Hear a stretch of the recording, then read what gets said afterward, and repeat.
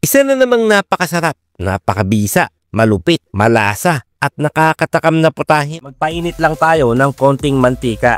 Semi-piprito lang natin mga boss yung dalawang hita ng yobab. Mas okay yan mga boss, lahat ng side papupulahin natin. Okay mga boss, group na yan, patayin muna natin yung kalan. Hanguin muna natin mga boss at saka natin itabi muna. Maglagay lang tayo ulit ng konting mantika. Maglagay lang tayo ng 6 na kutsara o 5 kutsarang asukal mga boss. Haluin lang natin ng haluin mga boss hanggang sa matunaw. Hanggat maaari, wag yung lulubayan sa paghalo para hindi masunog. Sa isang mangkok naman mga boss, maglagay lang tayo ng isang can o isang lata ng pineapple juice. Toyo, 2 pack ng oyster sauce, liver spread. At saka natin haluin hanggang sa mag-mix lahat ang nilagay natin. Maglagay tayo ng 2 kutsaritang star margarine garlic flavor. Bago pa tuluyang malusaw mga boss yung margarine natin, ibalik na natin yung pata na pinirito natin kanina.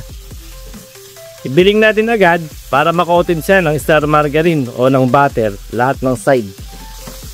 Ibuhos na natin yung ginawa nating sauce kanina. Ngayon pa lang biling-bilingin na natin para madampihan agad ng sauce lahat ng side ng pata. Takpan muna natin mga boss, hintayin natin gumulo. Pag kumukulo na mga boss, ilagay na natin yung nilusaw natin kanina na asukal na pula. Sundan agad natin ang isang mangkok na tubig.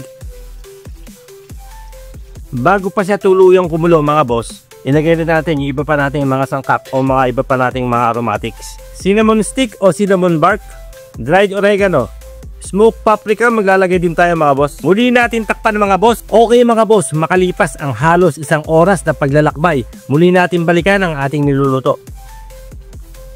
Semi malapit na siyang malalag mga boss, pero bago pa man matuyo ang ating sauce mga boss, ilagay na natin yung panghuli o pang pinali nating sangkap, spaghetti sauce mga boss.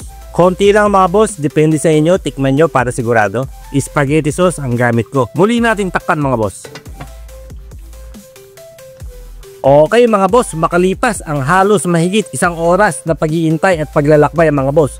Ito na ang ating napakasarap at napakabisa at lalag na pata hamonado. Pangpulutan, pangulam, bahala na.